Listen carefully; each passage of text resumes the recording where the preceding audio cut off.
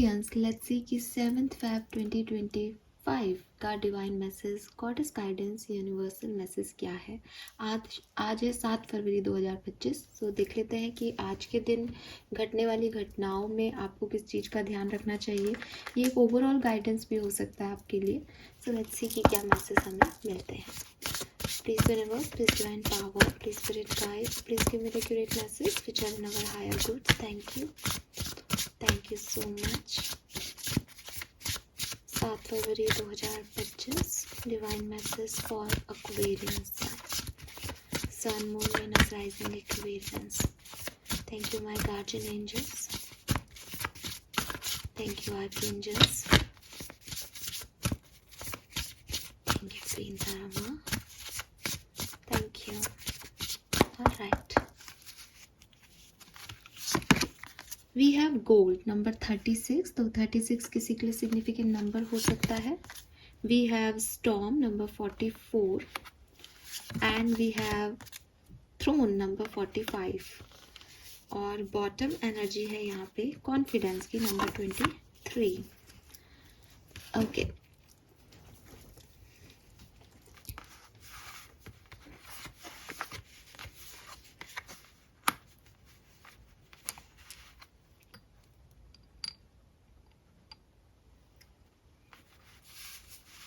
सो blue colour के साथ काम करना एक्वेरियंस आपके लिए बहुत अच्छा होगा।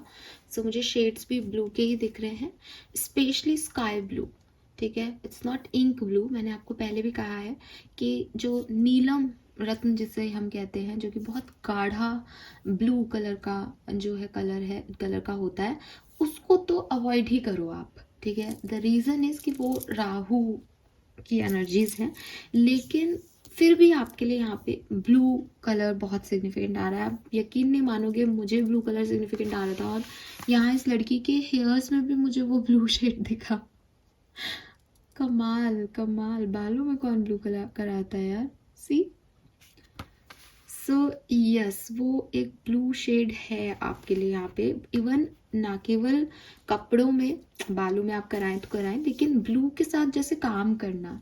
अब ब्लू आपका आसमान नीला है, तो ब्लू कलर जो है उसका जैसे वो कलर आपको कह रहा है कि असीमित संभावनाएं हैं, देखो तो सही।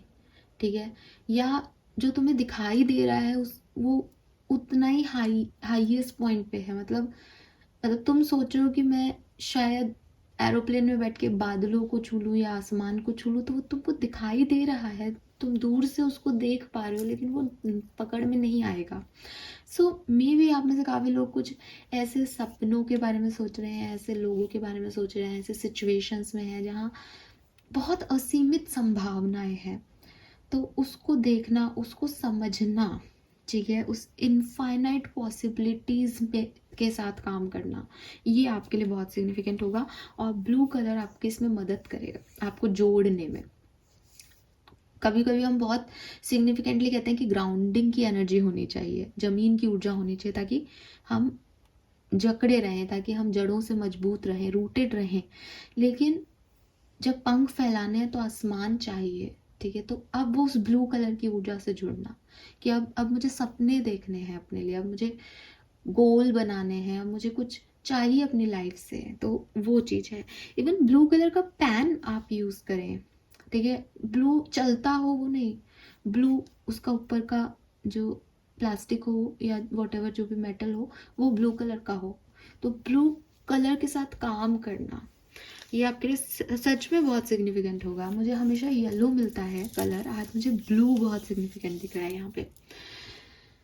देन नंबर में ब्लू की ऊर्जा है, तो अगेन वो आपके थ्रॉट चक्रा की ऊर्जा आ रही है। थ्रॉट चक्रा, कम्युनिकेशन, मरकरी की ऊर्जा, एंड मरकरी का नंबर है नंबर 5। ठीक है, मे भी आपको कम्युनिकेशन में इश्यूज हो रहे हो, मे बी आपको एक्सप्रेशन में इश्यूज हो रहे हो, तब भी ब्लू कलर आपकी मदद करेगा। आई नो आज मैं थोड़ा कलर थेरेपी पे जा रही हूँ, बट लिटरली ये सब चैनल हो रहा है।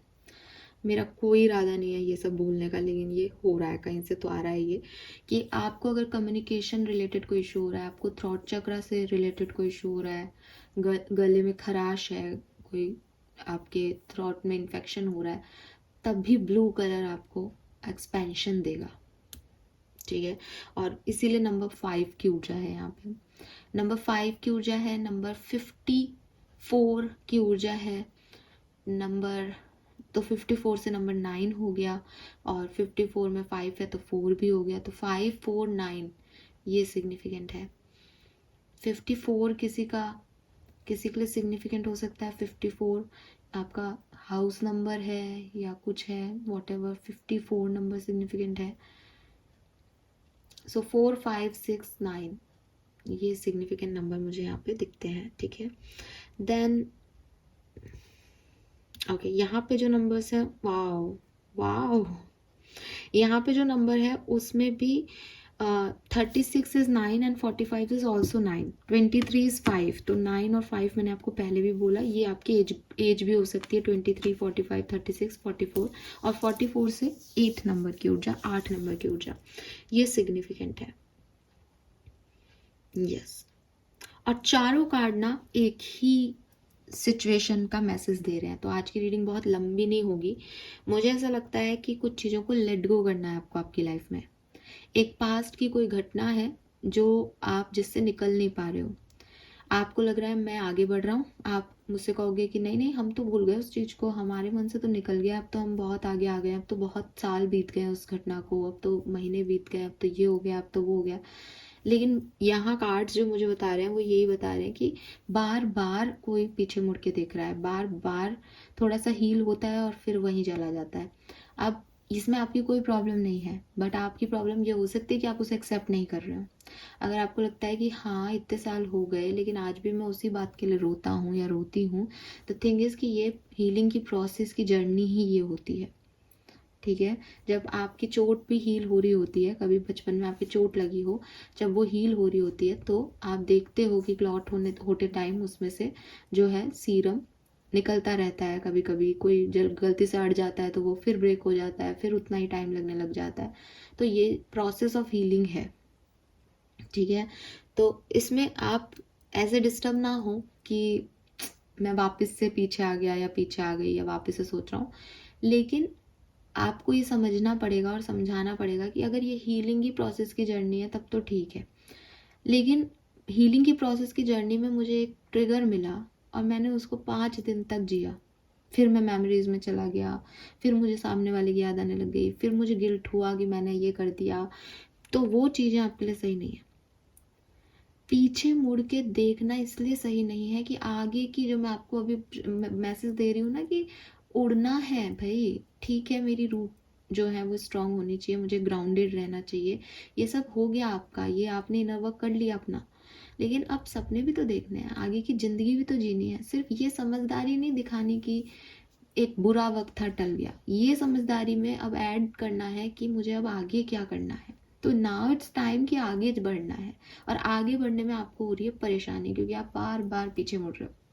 तो यूनिवर्स आपको कह रहे हैं कि आपको अपने ऊपर थोड़ा कॉन्फिडेंस लेके आना चाहिए। हाँ ये जर्नी नहीं है, हाँ अपने पास्ट में बहुत कुछ खो दिया है, हाँ पास्ट खराब रहा है, ये सब आपके सच हैं, इन्हें एक्सेप्ट करें, लेकिन उसके बावजूद आपकी कहानी को बदलने कोई भी पर्सन नहीं आएगा। ये आपकी कहानी है, इसे आपको लिखना है। आप इसको रो रो के लिखेंगे तो हम एक अच्छी कहानी नहीं सुन पाएंगे, देख पाएंगे, आप एक अच्छी कहानी नहीं बता पाएंगे लोगों को। लेकिन अगर आप इसे एक सैनिक की तरह, एक योद्धा की तरह लड़ते हैं तो आपकी कहानी डेफिनेटली दूसरों को इन्फ्लुएंस कर पाएगी समय पे। और स्पिरिचुअलिटी में हम एक ही बात कहते हैं कि ज़िंदगी हमेशा अपने लिए नहीं बल्कि सामने वाले को रोशनी दे सके, आपकी लाइट दूसरे को रोशन कर सके, ऐसा काम करना चाहिए कि दिया होना चाहिए कि भला अपने बेस पे अंधेरा हो लेकिन वो रोशन कर रहा है किसी जगह को। तो आपकी कहानी ऐसी दमदार होनी चाहिए कि आपकी कहानी जो सुने उसको एक मोटिवेशन मिले, ना कि डिमोटिवेशन, कह रहे उसके साथ भी ऐसा हुआ था बेचारा बेचारी, नहीं, ठीक है। सो अच्छा और बुरा वक्त हो सकता है कि किस्मत का हो सकता है कि प्रारब्ध गलत हो, लेकिन ज़िंदगी अच्छी जीना चाहिए। ठीक है। तो ज़िंदगी अच्छी जीने के लिए आपको इस फेज़ से जल्द निकलना होगा, या अगर इस फेज़ में आपको बार बार हीलिंग जर्नी में बार बार पास्ट दिखाई भी दे रहा है तो भी आगे बढ़ते जाना है। ठीक है भाई, मुझे याद आ गई, मुझे रोना आ गया, मेरा 24 घंटे में से 2 घंटे जो है आज बहुत बुरे गए, पास्ट की मेमोरीज मेरे फ्लैशबैक हो गई, लेकिन तीसरा घंटा मैं बर्बाद नहीं करूँगा उस पर। टाइम नहीं है भाई, ज़िंदगी में बहुत कुछ देखना है, पूरा आसमान है, मैंने कहा ना इन्फिनाइट पॉसिबिलिटीज़ हैं। तो अगर ऐसे देखने लग गए कि पास में क्या हुआ तो वो तो कम होती जाएंगी, समय कम है। तो फटाफट जो है पास्ट को भी लुक आउट कर लो एक बार और आगे भी बढ़ के देखो, लेकिन अपना कॉन्फिडेंस लूज मत करो।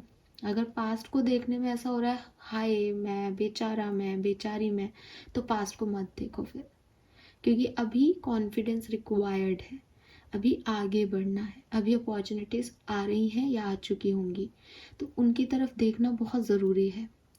ये समय खो गया तो खो जाएगा, फिर बैठे रहना, क्योंकि हमको पता है ना हर दिन अच्छा नहीं है हमारा, तो फिर जब जो मिल रहा है, जो अच्छा मिल रहा है वही काफ़ी है। ठीक है।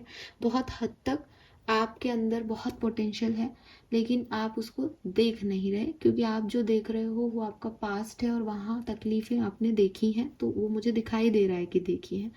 लेकिन जिंदगी नहीं, क्या नाम है उस पिक्चर का, नाम ही भूल गई, मैं नाम भूल गई उस मूवी का, लेकिन एक डायलॉग है बहुत कॉमन शाहरुख खान का कि हर टूटी हुई चीज़ को जोड़ा जा सकता है। तो वो चाहे आपको लगता है कि आपकी ज़िंदगी है आप जो ख़त्म हो गई है, ब्रेक हो गई है, आपको लगता है आपका दिल टूट गया है, आपको लगता है आप खुद टूट गए हो, तो ये सब चीज़ों को आप हील करें। और हील करने की एक ही सिचुएशन होती है लाइफ में, एक ही चीज़ होती है कि अगर आपके साथ कुछ बुरा हो रहा है, आप परेशान हो रहे हो, और जिस पल आपके साथ अच्छा होता है आप भूल जाते हो कि आपके साथ बुरा हुआ। लेकिन अगर बुरा हुआ और अच्छा हुआ, उसके बीच की जर्नी में आप ये सोचो कि मेरे साथ कोई आके अच्छा करेगा, कोई आके मुझे फिक्स कर देगा, एक दिन एक राजकुमार आएगा और वो ये करेगा, एक दिन एक राजकुमारी आएगी मेरा घर बसा देगी। This is all bullshit. जब तक आप अपनी राजकुमारी की फॉर्म में नहीं आती, कोई राजकुमार आपको पसंद नहीं करेगा। जब तक आप एक राजकुमार की फॉर्म में नहीं आते, तब तक कोई राजकुमारी आपको नहीं मिलेगी। और राजकुमार और राजकुमारी होने का मतलब क्या है? खुद को ऐसा बनाना कि दूसरे की लाइफ को बना सके, संवार सके। जो खुद ही टूटा हुआ है वो दूसरे को क्या संवारेगा? ठीक है। सो कोई भी एक ब्रोकन एनर्जी को नहीं लेता, सिर्फ और सिर्फ कुछ हीलर्स हैं जो आपकी तरफ आ सकते हैं आपको हील करने के लिए, लेकिन आप उनका पूरी ज़िंदगी इंतज़ार नहीं कर सकते कि वो आपको आकर के हील करेंगे। तो बेहतर क्या है? बेहतर यही होगा एक्वेरियस, जो आपके लिए गाइडेंस आ रहा है कि अपने आप को संभालें, दूसरे को अपने आप को फिक्स करने की एनर्जी नहीं दें, खुद की एनर्जी को खुद के पास रखें कि आपको खुद को फिक्स करना है, खुद को संभालना है। फिर अगर इस हीलिंग जर्नी में कुछ पास्ट आ भी रहा है पीछे पीछे, तो उसको देखें और आगे बढ़ते जाएं। अपने पोटेंशियल, अपने चेंजेस, अपने विचारों पे संयम रखें, विवेकशील रहें और कॉन्फिडेंस से आगे बढ़ें। हो सकता है डर हो सकता है कंफर्ट जोन कहे कि यार आगे की जर्नी कभी पहले नहीं देखी, बहुत अनसर्टेनिटी है, लेकिन पास्ट तो देखा है ना, पास्ट तो देखा है, तो पास्ट तो देख लिया, उसको अब देखने का कोई फ़ायदा नहीं है। आगे एटलीस्ट ये तो है कि अच्छा और बुरा दोनों हो सकता है, पास्ट में तो बुरा ही था, तो पास्ट को तो नहीं देखना है। एटलीस्ट आगे जो भी आएगा देखेंगे, जो किस्मत में होगा देखेंगे, राइट। सो पास्ट को लेट गो करो, गिल्ट को लेट गो करो और आगे देखो कि क्या करना है एक्वेरियस। फाइन। सो ये मैसेज मुझे आज आपके लिए मिल रहे हैं, और सारे कार्ड लमसम में आपकी कहानी यही बता रहे हैं। अगर आज आपको ये रीडिंग रेजोनेट नहीं हो रही है तो कोई बात नहीं, हो सकता है मेरे पास वो एनर्जीज आपकी नहीं आई हो, ठीक है, क्योंकि ये तो पर्टिकुलर कहानी जा रही है, कोई एक ही कहानी सिचुएशन पे, ठीक है। तो थोड़ा आज के दिन कॉन्फिडेंट रहें, पास्ट को लेट गो करें और अपने आप को खुद ही संभालना होगा, किसी का मतलब किसी का इंतज़ार वगैरह ना करें। कर्मा कार्ड है आपका, हेल्प द नीडी, तो यही कार्ड बार बार आ रहा है, तो कुछ शायद आपकी मदद चाहिए यूनिवर्स को किसी और की ज़िंदगी को सुधारने के लिए। तो प्लीज़ जा कर के सेवा भाव से किसी को दान पुण्य दें, जो ज़रूरतमंद है उनको कुछ दें, जो आप दे सकते हैं, पैसा है, कपड़े हैं, अन्न है, किसी भी चीज़ का दान करें। यूनिवर्स आपके थ्रू उस व्यक्ति को दिलवाना चाहता है शायद, इसीलिए यहाँ मैसेज है। तो इसलिए अपने आप को बहुत बड़ा मान के कुछ ना करें, एक ग्राउंडेड एनर्जी में कि शायद ये उसका हक है और मेरे को मीडियम बनाया जा रहा है यूनिवर्स के थ्रू, तो मैं अपने आप का ग्रेटिट्यूड शो करके और आगे इस दान को देता हूँ या देती हूँ। ऐसी भावनाओं के साथ दें तो डेफिनेटली आपकी भी काफ़ी हद तक परेशानियाँ दूर होंगी Aquarius. So help the needy. This is all for you guys. Thank you so much reading को देखने के लिए। चैनल को लाइक और सब्सक्राइब कीजिएगा। Bye bye.